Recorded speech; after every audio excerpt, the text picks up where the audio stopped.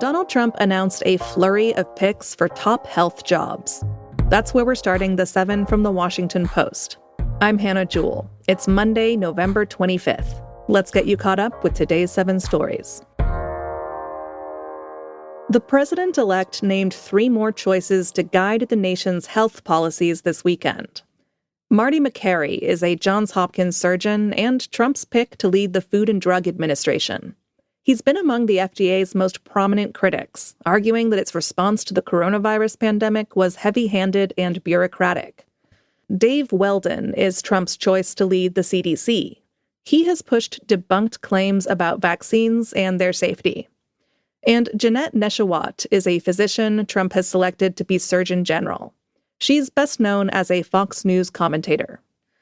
If they're confirmed, their boss would be Robert F. Kennedy Jr., a vaccine skeptic who Trump has tapped to lead the Department of Health and Human Services. Trump's health picks lack experience in fighting disease outbreaks. Their predecessors, including some from the first Trump administration, warned that undermining vaccine confidence could impede a federal response during an emergency. Number 2. A deadly Israeli attack on Lebanon added to fears that the war is escalating. It was another violent weekend in Lebanon. On Saturday, a massive Israeli airstrike demolished a residential building in central Beirut. Local health authorities said the strike killed at least 29 people and wounded more than 60. Israel did not say who the strike targeted. Meanwhile, Israel intensified its invasion of southern Lebanon, and the militant group Hezbollah continued to fire rockets and drones at northern Israel. All of this has lowered hopes for an imminent ceasefire, just days after diplomatic talks had stirred hope that the conflict would end.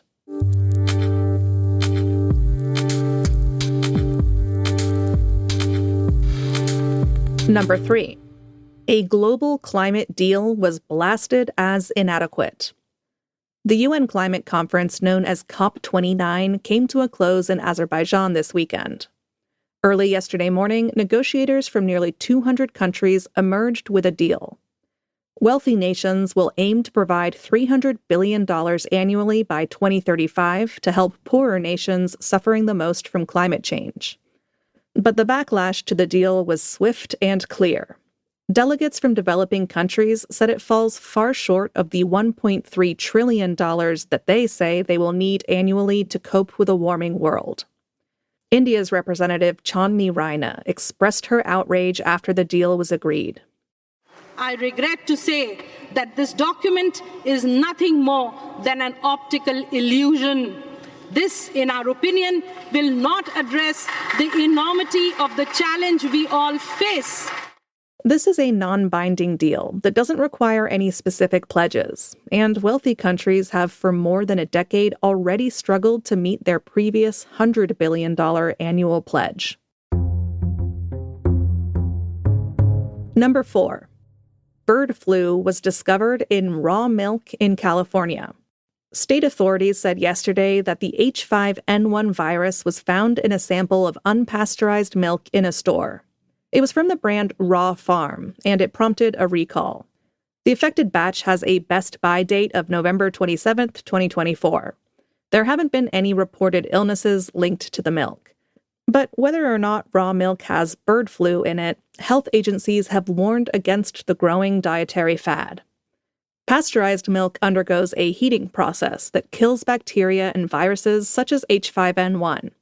But raw milk is associated with a number of serious health risks, including exposure to Salmonella, E. coli, and Listeria.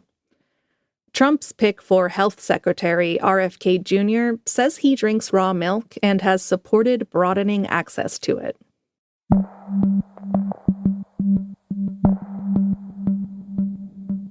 A Dartmouth sorority and 2 fraternity members were charged after a student's death. That's our 5th story. Last summer, Dartmouth student Juan Zhang drowned after attending an off-campus party at the Ivy League college, where alcohol was allegedly served to underage students. Authorities in Hanover, New Hampshire, launched an investigation. And on Friday, police said they had charged the Alpha Phi sorority with 1 count of facilitating an underage alcohol house. 2 members of the Beta Alpha Omega fraternity were also charged with providing alcohol to a person under 21. The sorority and fraternity were suspended by Dartmouth immediately after Zhang's death. Zhang could not swim, but he had joined students who were swimming in a river while intoxicated.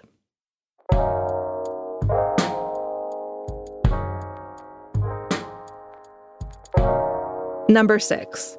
Wicked and Gladiator II failed to reach the box office heights of Barbenheimer. The simultaneous release of Wicked and Gladiator II on Friday spawned a cutesy nickname, Glicked. But despite hundreds of millions of dollars in marketing spending, the movie event didn't come close to beating the joint release of Barbie and Oppenheimer last year.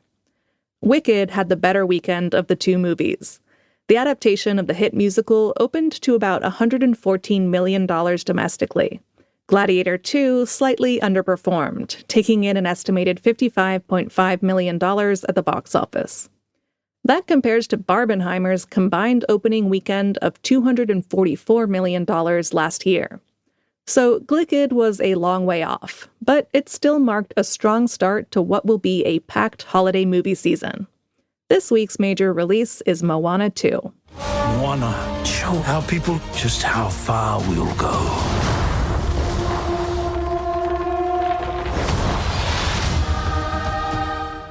And at number 7, hundreds of people gathered for a Jack Schlossberg lookalike contest in D.C.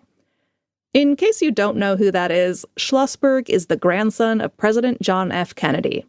And over the past year, he's become famous online for his weird meme videos and his chiseled jawline. So yesterday afternoon, a couple hundred millennials and Zoomers gathered to judge and admire a pack of hopefuls with sharp facial features who all believed they look like a Kennedy. In less than an hour, a winner was crowned. Daniel Bonomo stood with a tiara on his head, circled by people who wanted a photo or his phone number. You can see what he looks like in our newsletter today. These celebrity lookalike events are growing more and more popular. There have been similar competitions for Paul Mescal, Jeremy Allen White, and Zayn Malik. In a twist, Timothée Chalamet showed up to his lookalike contest in New York. But this one had a distinct DC flavor. So congratulations to Daniel Bonomo, and indeed to anyone who looks like Jack Schlossberg. All right, you're all caught up. If you're not already a subscriber to The Post, you should take advantage of our Black Friday sale this week. Right now, you can get a digital subscription for just $29 for the first year. That gets you access to all the stories we talk about here on the podcast and more. It's also the best way you can support the work of Post journalists. I'm Hannah Jewell. I'll meet you back here tomorrow.